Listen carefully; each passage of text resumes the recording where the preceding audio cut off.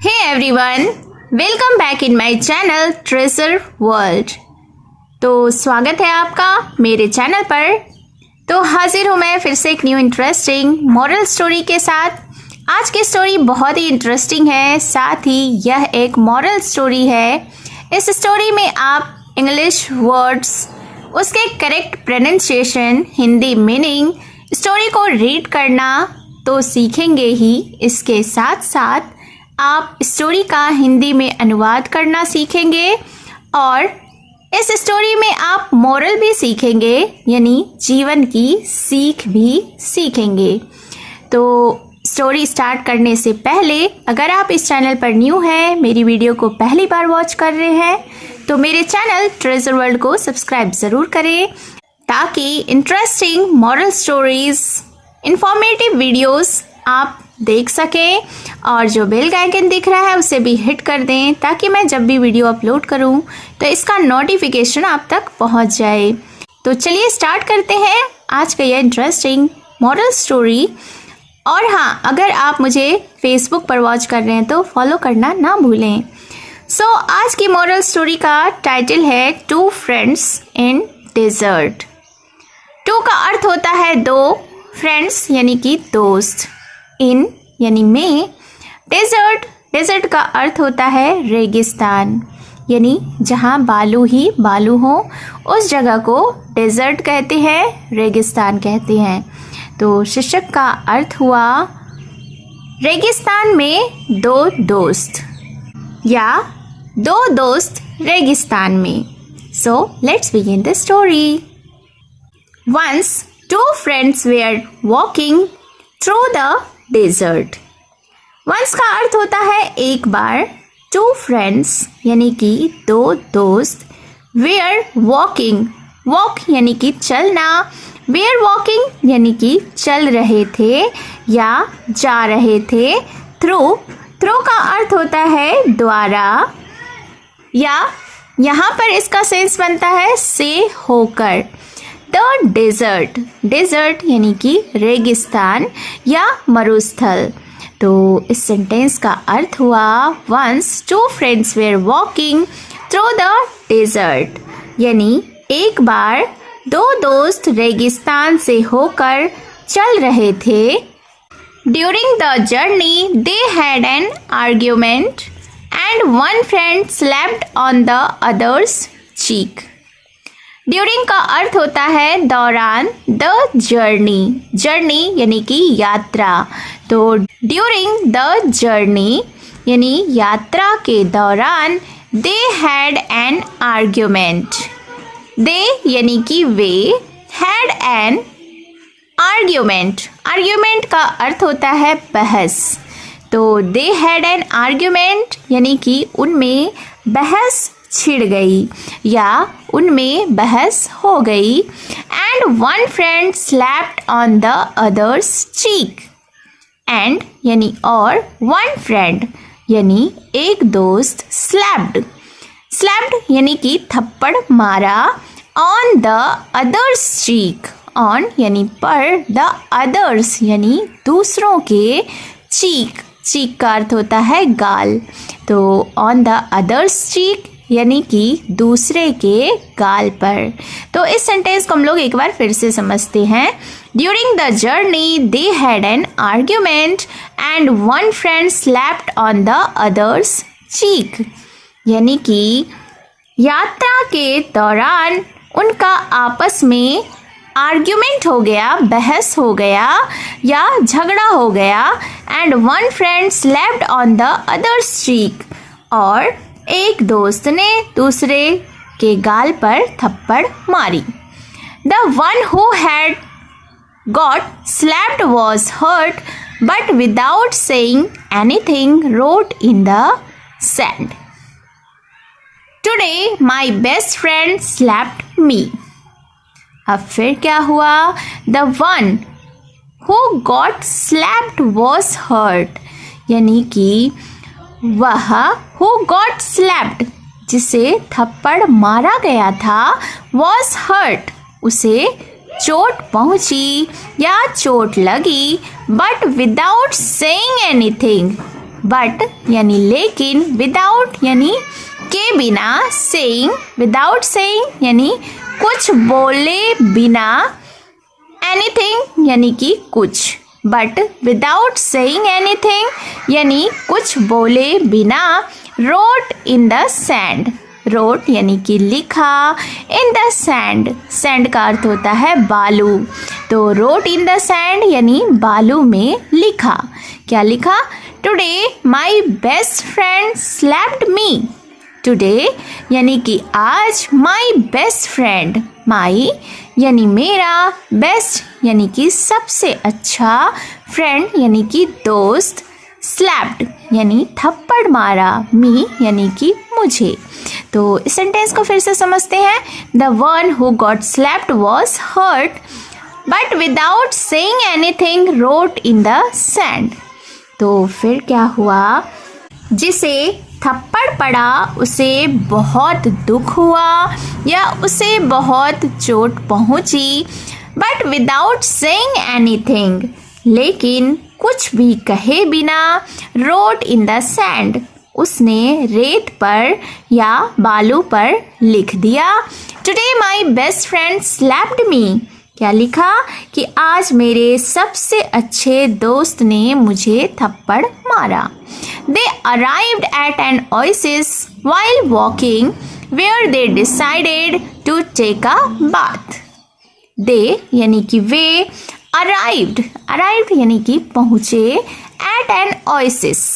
अब यहाँ पर ओएसिस का अर्थ होता है नखलिस्तान यानी रेगिस्तान में वह जगह जहाँ पानी, पेड़ पौधे और हरियाली होती है उसे नखलिस्तान कहते हैं और उसे इंग्लिश में ओएसिस कहते हैं। वाइल यानी कि दौरान, वॉकिंग, वॉक यानी चलना, वाइल वॉकिंग यानी चलने के दौरान, where they decided to take a bath, where यानी जहाँ, दे यानी वे, डिसाइडेड यानी फैसला किया या निर्णय लिया, to take a bath, bath यानी कि स्नान करना, नहाना, टू टेक अ बाथ यानी स्नान करने का या नहाने का। तो फिर क्या हुआ? They arrived at an oasis while walking where they decided to take a bath. वे चलते चलते एक नखलिस्तान पहुंच गए जहां उन्होंने स्नान करने का या नहाने का फैसला किया। The one who had been slapped got stuck in the mire and started drowning but the friend saved him. The one यानी वह, हु हैड बीन स्लैप्ड जिसे थप्पड़ मारा गया था, गॉट स्टक, स्टक यानी कि धंसना या फंसना, इन द मायर, मायर का अर्थ होता है कीचड़ या दलदल, इन द मायर यानी कीचड़ में या दलदल में, एंड स्टार्टेड ड्रॉनिंग, स्टार्टेड यानी शुरू हुआ, ड्रॉनिंग, ड्रॉन यानी कि डूबना, स्टार्टेड ड्रॉनिंग यानी कि डूबने लगा। तो इस सेंटेंस को फिर से समझते हैं। The one who had been slapped got stuck in the mire and started drowning, यानी कि वह जिसे थप्पड़ मारा गया था वह कीचड़ में फंस गया और डूबने लगा। But the friend saved him, लेकिन दोस्त ने उसे बचा लिया। सेव्ड यानी कि बचाया, हिम यानी कि उसे। After the friend had recovered from drowning he wrote on a stone, today my best friend saved my life. After यानी कि बाद, the friend had recovered from drowning, friend यानी कि दोस्त, हैड रिकवर्ड, रिकवर का अर्थ होता है उबरना, हैड रिकवर्ड यानी कि उबरने के बाद, फ्रॉम ड्रॉनिंग यानी डूबने से, he wrote on a stone, he wrote यानी उसने लिखा, ऑन अ स्टोन, स्टोन यानी कि पत्थर, तो उसने एक पत्थर पर लिखा। Today my best friend saved my life, today यानी कि आज, माई बेस्ट फ्रेंड यानी मेरे सबसे अच्छे दोस्त ने, मेरे सबसे अच्छे मित्र ने, सेव्ड यानी कि बचाया, माई लाइफ यानी मेरे जीवन को। तो सेंटेंस को फिर से समझते हैं। After the friend had recovered from drowning he wrote on a stone, today my best friend saved my life. यानी कि डूबने से उबरने के बाद दोस्त ने एक पत्थर पर लिखा कि today my best friend saved my life, कि आज मेरे सबसे अच्छे मित्र ने मेरे जीवन को बचाया।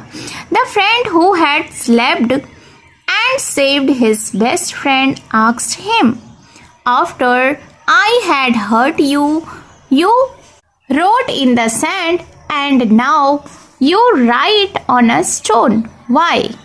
The friend who had slept यानी कि वह दोस्त जिसने थप्पड़ मारा था and saved his best friend और अपने सबसे अच्छे दोस्त को बचाया था, asked him उससे पूछा, After I had hurt you, you wrote in the sand and now you write on a stone. Why?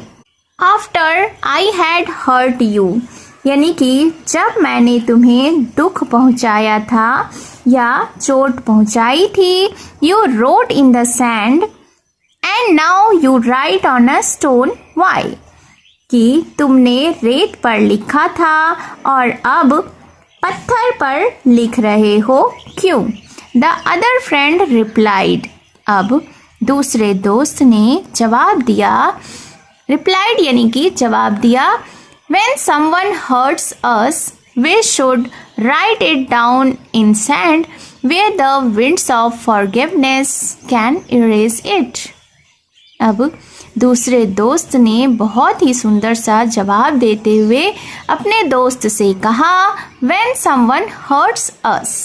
when यानी कि जब, someone यानी कि कोई, hurts यानी कि दुख पहुंचाता है या चोट पहुंचाता है, us यानी कि हमें, we should हमें चाहिए, write it down यानी इसे लिख देना, in sand यानी बालू में या रेत में, where the winds of forgiveness जहाँ forgiveness यानी कि क्षमा की हवा, winds यानी कि हवा, जहाँ क्षमा की हवा can erase it इसे मिटा सके, erase यानी कि मिटाना।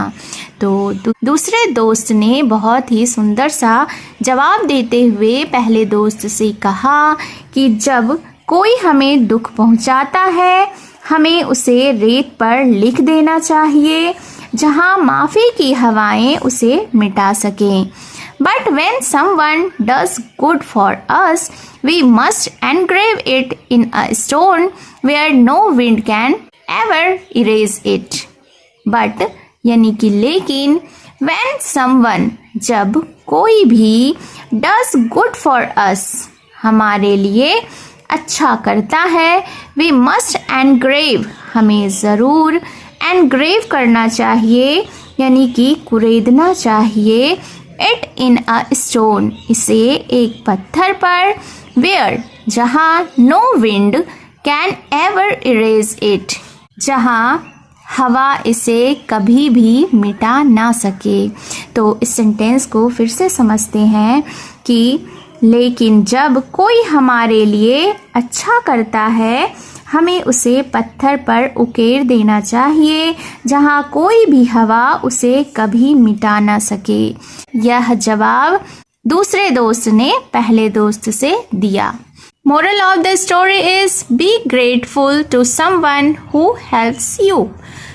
बी यानी कि बनो, ग्रेटफुल यानी आभारी, टू समवन यानी किसी के, हु हेल्प्स यू जो तुम्हारी मदद करता है।